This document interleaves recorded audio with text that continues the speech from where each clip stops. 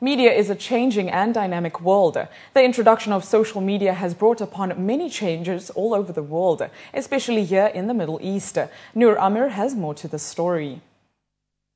What do His Highness Sheikh Mohammed bin Rashid Al Maktoum, Vice President and Prime Minister of the UAE, ruler of Dubai, singer Lady Gaga, and actor Ashton Kutcher have in common? They all have thousands of followers on Twitter. The evolution of Twitter has been only one aspect of the way social media has grown all over the world, and especially in the Middle East. During a recent cabinet meeting in Abu Dhabi, UAE ministers were given iPads as part of the e-briefcase initiative. Above all this, you have a leader who basically was brave enough, and he went before anybody else and he said, I'll make a good use of social media. And Sheikh Mohammed was a great example. He basically created what I would call a roadmap toward the future.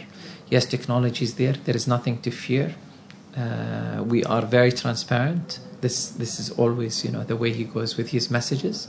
We are transparent. We have no fear. We are open. We know what we want, and we also make mistakes. But then we learn from our mistakes and we move again.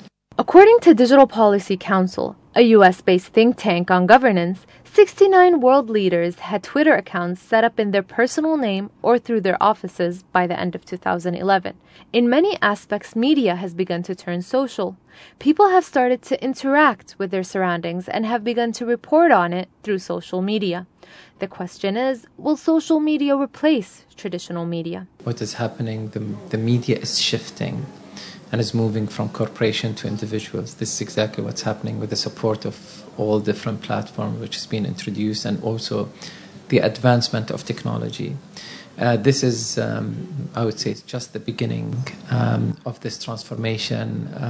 Within the next 5 years, I believe this is the media. We won't even call it social media. So media is becoming social. That's all what's happening. People now have the right to basically communicate back to media, and people like to become the media. If you look at smartphones today, which almost reach 70% of the total penetration in the UAE, every smartphone has a video camera, has a photo camera.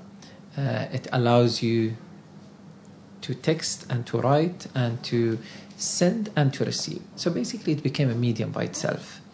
And it's a real-time medium. So basically everything is shifting. You have no time for planning the way it used to be in the past. Running 3 newspapers in the past, we used to plan the news for the following day. 2 or a couple of editorial meetings where we decide on the main stories and then what's going to be published. Today you cannot do this anymore. It's a new revolution which is being driven by people, and it's going to continue being driven that way. While the demise of traditional media has been long predicted with the introduction of new technologies, in reality, all forms of these media have remained in our lives, interplaying and evolving in their own ways. Media professor at the American University of Sharjah, Dr. Ralph Berenger, believes that the hype of social media can only last for so long. I just don't see the social media as gonna wipe out these. I mean, after a while, people, I think, will tire. I mean, I get tired. I look at some of the tweets I see, and they're incredibly boring. I mean, the same thing over and over and over again.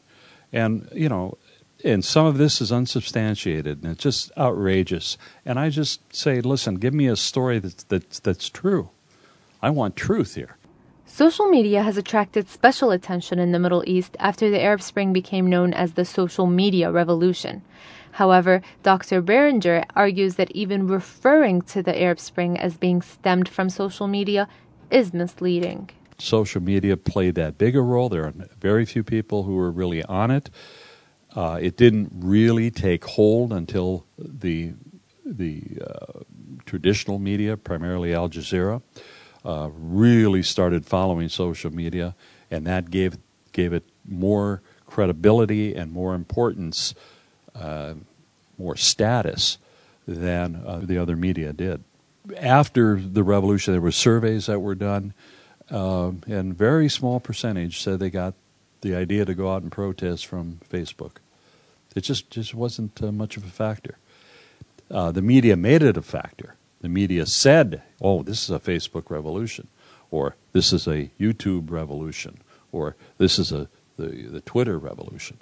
The media labeled it that way. It's just simply the facts don't hold up. There is no doubt that social media and traditional media have become dependent on one another and will continue to evolve and interact in their own ways. This is Noor Ahmed reporting.